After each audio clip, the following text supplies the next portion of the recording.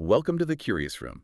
Today we're doing a deep dive into something that well, frankly, it called me out personally. Oh, I think it calls all of us out a little bit. It really does. Mhm. Because today we are looking at ambition, specifically that obsession with the big win, and why chasing the highlight reel is actually destroying our ability to just get things done and be happy. Right. It's a bit of a wake-up call, isn't it? Because we Yeah. usually think of a deep dive as exploring this complex external thing, like supply chains or space exploration. Yeah, exactly. But today we are turning the microscope inward. We're looking at the actual mechanics of human progress and, well, why our brains are just terrible at understanding it. Terrible at it completely. And look, before we get into the weeds here, I want to set the stage for you listening. Mm. I'm an ambitious person. I like hitting You goals. like the finish line. I do. I like the big promotion, the finish marathon, the big ta-da moment. But when we really started looking into the psychology behind this, specifically this concept of the arrival fallacy and the power of small wins, I started to realize that my entire strategy for happiness is, well, it's scientifically flawed. Flawed is a very polite way to put it. Yeah, I know. When you look at the mechanics of motivation, this modern obsession we all have with the big win is actually a massive productivity killer. It creates this psychological environment where you are constantly signaling failure to your own brain. Okay, let's unpack that immediately because to me that sounds like a paradox. How can aiming for a big win kill your productivity? I mean, isn't the whole point of ambition to aim high? Well, ambition itself is totally fine. The problem is the timeline. We suffer from something called the arrival fallacy. The arrival fallacy. Yeah. It's this deep-seated belief that real life or true satisfaction only begins once we reach a specific destination. Oh, Like, once I get the promotion, then I'm successful. Once I buy the house, then I can relax. Once I lose the weight, then I'll be happy. oh, I live there. I own property on Arrival Fallacy Island. We all do. It's that feeling of just holding your breath all the time, right? Like, Sure. I just need to get through this next 6 months, and then I can exhale. Exactly. But here's where the neurology gets really interesting. If you are constantly holding your breath for the big win, you are essentially spending 99% of your life in a state of lack. Wow. 99%. Right, because the big wins are rare. So you are telling your brain every single day, I haven't made it yet, I am not there yet. And biologically, that creates stress, it creates cortisol, it actually inhibits the very cognitive functions you need to succeed. That makes so much sense. You're just grinding your gears waiting for a destination. And honestly, once you reach it, it usually feels a bit underwhelming anyway. Precisely, because the goalpost just moves. Yes, you get the promotion, and literally 5 minutes later, you're stressed out about the new quarterly targets. Right, the dopamine hit from a big win is massive, but it is incredibly short-lived. It's a huge spike and then a crash. So what we are exploring today, this quiet power of small victories, it isn't just some soft feel-good advice. It's not just a nice thought. No, it's about hacking your dopamine system to maintain a steady baseline of motivation. It's shifting from a destination mindset to a process mindset. Okay, but I have to play devil's advocate here for a second. Go for it.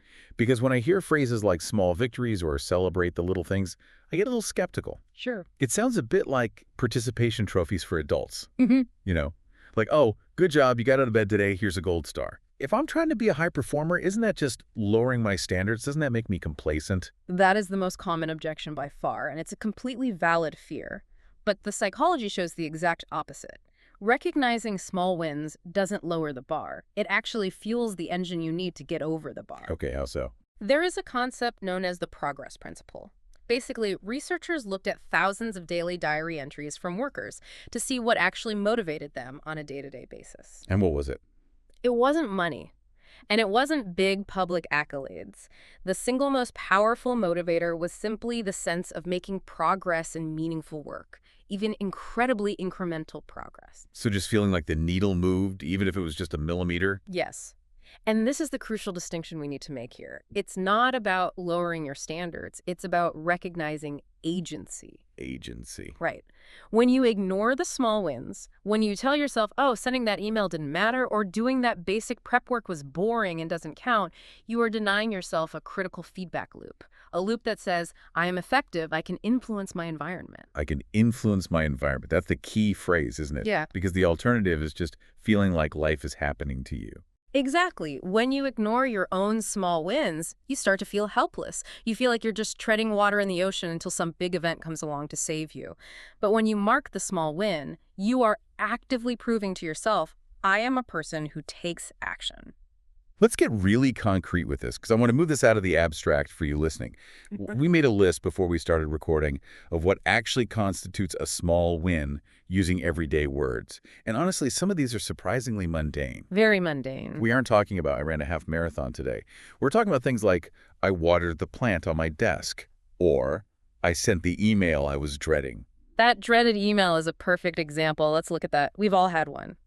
It sits in your inbox for 3 days, and every single time you look at it, you get this little pang of guilt or anxiety. Oh, it becomes a monster. It really starts to feel like there's a tiger in the room with you. Right. Now, in the grand scheme of your life or your career, sending one single email is nothing. It is a tiny blip. But psychologically, clicking send on that specific email is a massive victory. Because of the resistance. Exactly. You overcame resistance. You reclaimed the mental energy that that email was stealing from you in the background for 3 days. And that's the quiet power we're talking about. Yeah. It's not that the email changed the world. It's that I changed my internal state from avoiding to doing. Precisely. You exerted your agency, and doing that creates a competence loop. You did the hard small thing, which releases a little bit of dopamine, which makes you slightly more likely to do the next hard thing. So instead of this whole participation trophy idea where we just sit around clapping for mediocrity, this is actually about physics. It's momentum. Objects in motion stay in motion. It is absolutely about momentum. Think about it like a really heavy flywheel. You can't just spin a massive heavy wheel at 100 miles per hour instantly. Right, you'd break your arm trying. You have to push it once, it barely moves, then you push it again, then again. The obsession with the big win is like standing in front of that heavy wheel, screaming at it to spin faster, but refusing to actually touch it because the first push feels too small to matter. Oh, wow. That is a painful image because it's just so accurate. We stand there completely paralyzed because the effort required to get the big result feels overwhelming, so we just end up doing nothing at all. Well, we call that analysis paralysis, or just plain overwhelm. When the stakes are either big win or total failure, the fear is paralyzing, but small wins lower the stakes. This touches on the psychological safety aspect of this whole concept. The safety aspect. Tell me more about that. Well, high anxiety usually comes from a loss of control. When the world feels chaotic, and let's be honest, it often does. Maybe the economy is weird or your industry is shifting. In those moments, focusing on a massive, distant goal is actually terrifying because there are just way too many variables you can't control. Right. You can't control if you get the promotion. You can't control if the housing market crashes. Exactly. But you can control if you organize your desk. You can control if you make one single phone call to a client. You can control if you drink a glass of water and take a 10-minute walk. These things seem completely trivial, but in a high anxiety environment, they act as anchors. They literally tell your nervous system, I am safe right now because I can still take action. It reminds me of that analogy about crossing a river. If you stand on the bank and look at the other side of a rushing river, it looks impossible. You can't jump it. Right, you'd wash away. But if you just look down and find the next stepping stone, just one stone, you can make that step. That is the classic mindfulness approach to strategy. If you try to jump the river in one go, the big win, you'll drown. But stepping stones provide stability. And here is where this deep dive gets really interesting regarding our actual identity. Because small wins aren't just about what you do, they actually change who you are. This sounds a lot like identity shifting. The idea that every action you take is a vote for the type of person you want to become. It is exactly that. Let's say you want to be a writer. The big win mentality says, I am not a real writer until I have a hardcover published book sitting on a shelf in a bookstore. Which could take years. So for 5 years, you are walking around telling yourself, I am a failed writer. Or at best, I am an aspiring writer. Which is incredibly demoralizing. Who wants to feel like that for 5 years? But the small win mentality says, I wrote 200 words this morning, therefore today I was a writer. Yeah. You validate the identity instantly. You don't have to wait for a publisher in New York to tell you who you are. You prove it to yourself through the small action. That is a really profound shift. It takes all the power away from the gatekeepers, the bosses, the publishers, the awards committees. And it puts it right back in your own hands. And that is exactly why we say these victories have a quiet power. They aren't loud. You don't get a parade for writing 200 words or for making your bed. But internally, the tectonic plates of your self-esteem are shifting. You are becoming a person who writes rather than a person who just dreams of writing. I want to circle back to something we touched on a little earlier, this idea of the gap. Mm-hmm. Because I think this is where most of us live, and honestly, where most of our daily suffering comes from. The gap between where we are right now and where we desperately want to be. Yes, the gap. It's a very common concept in positive psychology. High achievers tend to focus entirely on the gap. They constantly measure themselves against the ideal, like, I wanted to make $1 million this year. I only made $100,000. Therefore, I am $900,000 worth of a failure. It's just brutal math. Yeah. And it means you are literally always in the negative. You never feel good. Always. You're always operating at a deficit. But the small win approach forces you to measure backward. You measure from where you started, not against some infinite horizon. So you say, I started at 0 and I made 100,000. That is movement. That is growth. But I can hear people listening right now asking the same question I have. Doesn't that make us slow? I feel like there's this cultural fear that if I start measuring backward or if I start celebrating the small things, I'll lose my edge, I'll stop being hungry. That's the fear, yes. But the data shows the exact opposite happens. Success is actually a habit. Winning is a habit.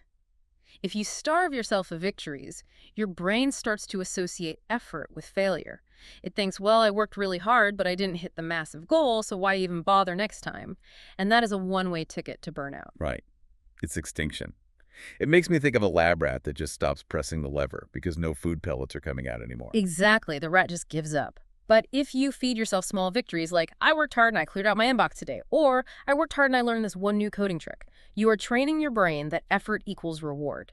You are actually building the mental stamina you need to go for the big things. You are keeping the rat pressing the lever. So paradoxically, Mm-hmm. being kind to yourself and actually counting the small wins makes you more dangerous, competitively speaking. You last longer in the game. You have significantly more endurance. You have less burnout and much higher self-efficacy.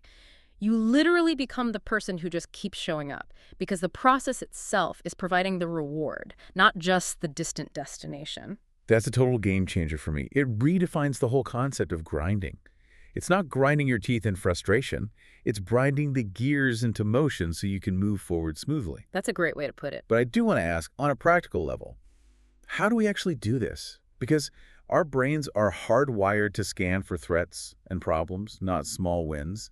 We have a negativity bias. We do. Evolutionarily speaking, it was much more important for our ancestors to notice the dangerous lion hiding in the grass than to notice the pretty flower blooming nearby. Right. The flower won't kill you. Exactly. So you have to actively train this new perspective.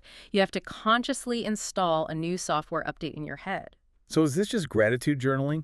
Because I'll be honest, sometimes I find that a little, I don't know, cheesy. It doesn't have to be about gratitude at all. It can simply be a done list. A done list. Yes. Think about it. Most people have a to-do list that is 10 miles long, and looking at it just makes them feel wildly inadequate. Try keeping a done list right next to it. Okay, so just writing down what you actually accomplished. Yes. Write down the things you actually completed that day, especially the small ones. Answered 3 client calls, fed the dog, read 10 pages of a book, chopped vegetables for dinner. When you look at that list at the end of the day, you have tangible visual proof of your agency. It fights off that terrible feeling of, wow, I did absolutely nothing today. I really like that because it's data. It's not just sitting there trying to think positive thoughts and force yourself to feel good. It's looking at a literal record of reality. Like, here is the documented evidence that I existed and impacted the world today. And that evidence is the ultimate antidote to the arrival fallacy we talked about earlier. You start to realize you don't have to wait to arrive at some magical future point. You are arriving every single time you check something off that list. You know, this brings up a really interesting point about the world we live in right now. Because when we scroll on social media, we're only seeing everyone else's big wins. Oh, absolutely. That is the external pressure that constantly reinforces the trap. You see the engagement ring, the big book launch, the company IPO. You never, ever see the 4,000 small, boring, frustrating steps that led to that moment. No, nobody posts a picture of themselves just staring blankly at a spreadsheet. Right. You never see the days they just quietly watered their plants and went to bed early because they were exhausted. So we end up comparing our messy, behind-the-scenes reality to their carefully curated highlight reel. And we feel terrible as a result.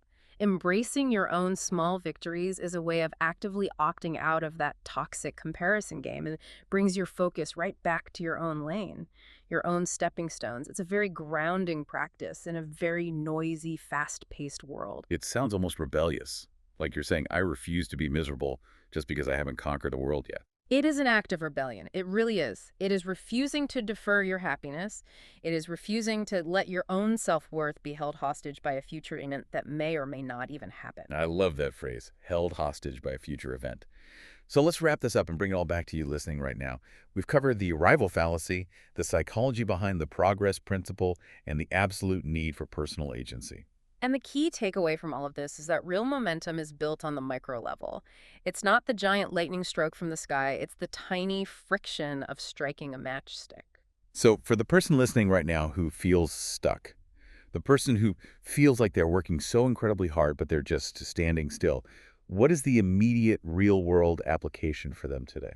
Stop looking at the horizon. Just stop. Look down at your feet. Find the smallest possible win available to you right now in this exact moment. Not a fake win, but a real, tangible moment of agency. Maybe it's just putting the phone down for 20 minutes. That is a fantastic win. Maybe it's drinking a full glass of water. Maybe it's taking a deep breath and actively forgiving yourself for not being perfectly productive yesterday. That right there is a massive internal victory. I'm going to challenge everyone listening to actually do the done list today. Just try for one day. Get a piece of paper and write down the small stuff you do as you do it. See if it changes how you feel when your head hits the pillow tonight. I strongly suspect it will. You will quickly realize that you are far more capable and far more active in your own life than you ever give yourself credit for. It's been such a fascinating shift in perspective because I came into this deep dive thinking we were going to talk about taking it easy and lowering expectations. And instead, we actually talked about how to build a sustainable, high-performance machine. The quiet power really is the strongest kind of power there is. It's just quiet. Well, I hope everyone listening found a little bit of that quiet power in the Curious Room with us today. Remember, don't wait around for the fireworks. Just light a match. Take care, everyone. Keep moving forward. We'll see you in the next Deep Dive. Goodbye.